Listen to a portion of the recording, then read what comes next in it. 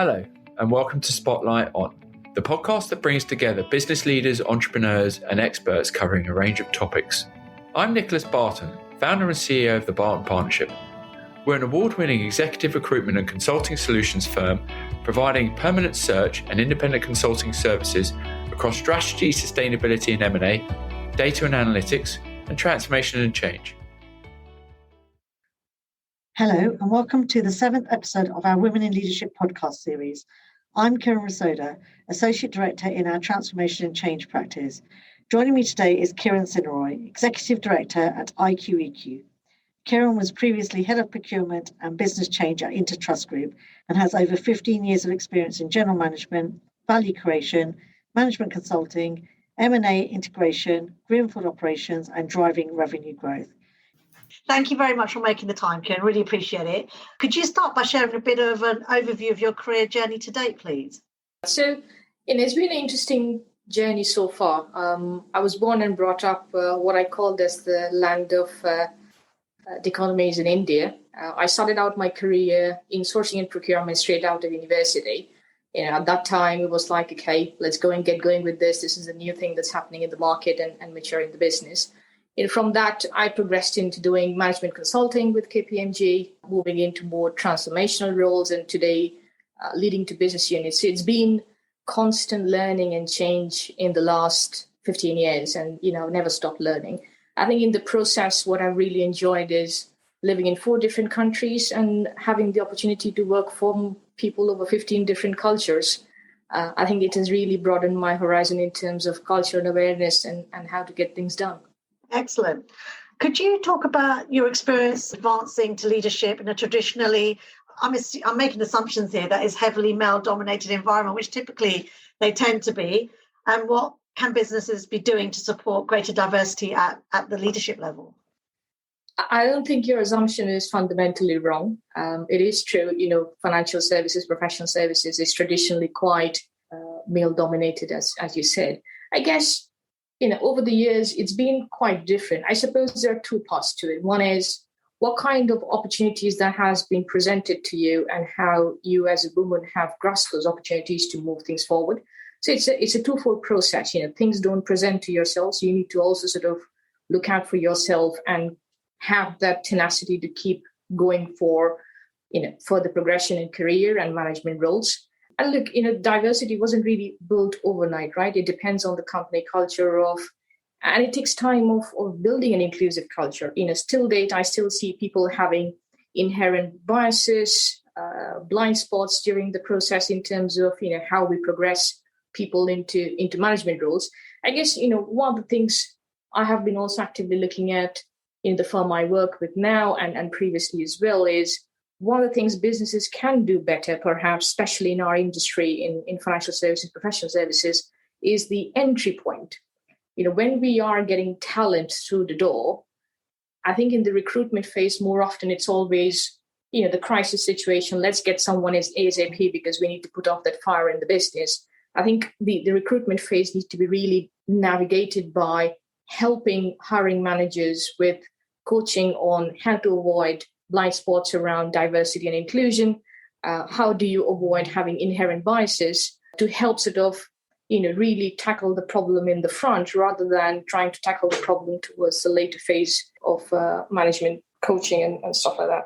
It's really good that you're thinking about blind spots because they're not obvious to people. People aren't going out their way to be blockers, but they might subconsciously just have some traits that do them, a little bit more harm than good. So it's really good that you're looking at that. It's interesting. Yeah. I think, one of the other things also is also having a diverse recruitment panel. And when you feel there is a higher chances of having such kind of blind spots or inherent biases, how do you sort of balance the recruitment panel in a way so that you avoid such situations as much as you can and sort of, having a fair process based on competency and merit rather than, driving to outcomes of let's find somebody in to get the job done.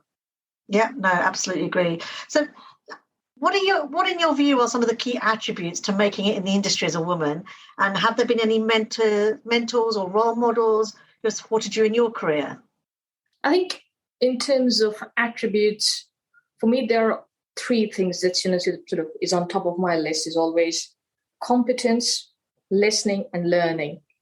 You have to keep doing this on a continuous basis, because as soon as you stop doing one of the three, you start to fall behind.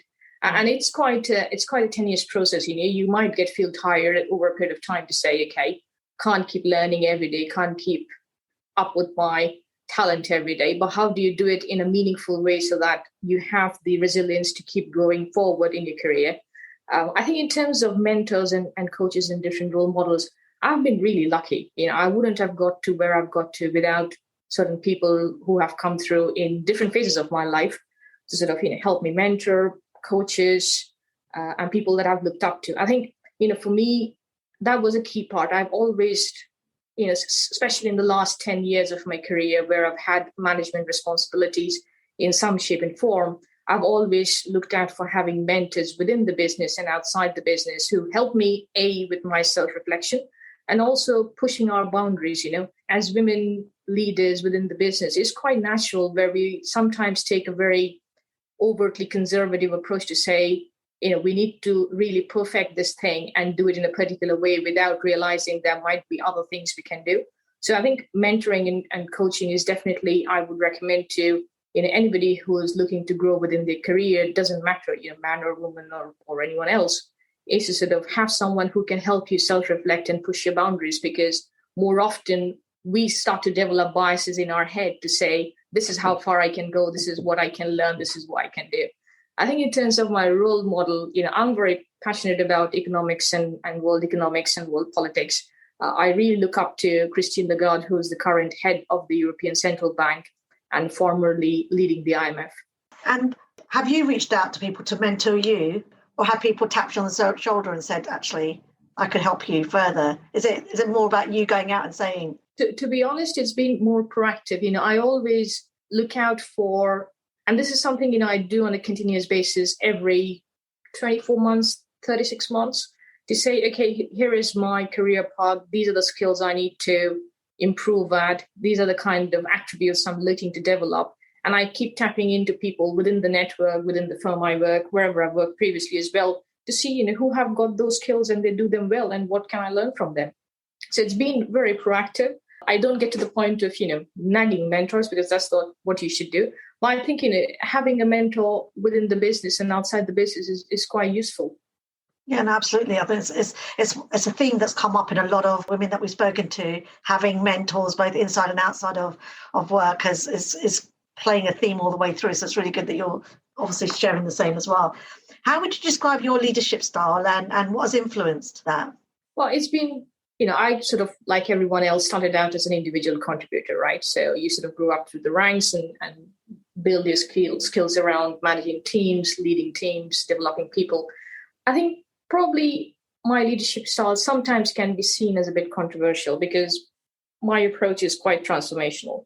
When I say transformational, it really comes from two parts. I like sharing power and information that I have in a manageable way. And I focus on improving the self-worth of people. So people that I work with, the people who I influence, I always look at how we can continuously upgrade those individuals that I work with and how I can learn from them. So sometimes it goes two ways, which is outside the standard metrics of leadership styles that you would find in a Harvard Business Review and stuff. I guess, this has really happened more naturally by the virtue of the environment I have operated in. I've been doing transformation roles for the best part of the last 8-10 years, working in management consulting, various financial institutions, and also being surrounded by very high-performing people. When you're surrounded by high-performing people, you are constantly challenging yourself to do better, and the bar keeps rising. To answer to your question, it's not really it's leadership style A or B, but it's more around how you continuously improve and transform yourself and people that you work with. So what's the best advice you've ever received? Best advice I've received. I used to work for a very inspiring and interesting Scandinavian leader a few years ago, and happened to be one of my mentors at some point in time in career as well. He used to always say to me, Kiran, get things done and call them as they are. And that's something we hear and see a lot when you do transformational roles, because you land up doing things which is not often liked. But at the same time, you need to always watch out for the shock and awe approach, which is more a military term of, the doctrine of not using too much power. Because when you do transformation, it's very often seen as, this resource is coming from the head office, by the owners, by the investors to come make change. So you need to really watch out for not falling into the trap of constantly shocking people by power and know when to use the power in a meaningful way. And that's more often, when we do transformation, it gets quite critical. We are always under pressure of delivering outcomes. And sometimes we lose things on the way. And that's something, I always bear in mind. Transformation takes time. And then this is an advice that I always give to people that I work with as well. I know everybody wants to progress, but you need to manage your pace and how you're perceived to be able to get to the desired outcomes and bringing people along. What's your definition of success, and what has been your biggest career achievement to date? Look, definition of success really evolves. What it was 10 years ago is not the same now. Yeah. I think, for me, I'm really proud of where I've got to so far. It's not been an easy journey in any shape and form, but I've learned immensely. I think for me, success is really to build a life on my own terms and do the work I really thrive in. I guess that sort of is what my outcome and what I would say is success. I wouldn't say, I'm really happy being a director here or there, but it's more on being really able to build a life on your terms, which sometimes not easy with too many variables and outcomes. Yeah, no, I totally agree. And to thrive, to be at a point where you're absolutely comfortable in your skin, comfortable with how you're working, all of those things, you need a balance, don't you, really? So that's excellent. Yeah. And finally, what advice would you have for the next generation of women coming through or starting out in their careers? I really had to think long and hard about this one because, more often we have role models, we have coaches, we have mentors. We start to sort of wanting to become someone else. I do see a trend of, I want to be a power woman here. I want to be the next Sheryl Sandberg. You look around, you get various versions of things. I guess for me, it's the first and most important thing is be your authentic self. You are born and brought up with certain DNA, with certain authentic traits that you need to sort of carry. I think being the authentic self. The other is know your limitations. All of us have certain learning areas, certain things we will grasp and certain things we will never grasp. And how do you surround yourself with people who can help you grow and succeed? And the other is never stop learning. Just because we have got to wherever we have got to in our lives doesn't mean, this is it and there's nothing else to do. So I guess it's a mixed bag of things. But, for me, being authentic, never stop learning, and know what your limitations are. I think these are three quite key attributes if you want to sort of continue to progress in your life and in your career where you are. Perfect. Well, look, thank you very much for taking the time to do the podcast.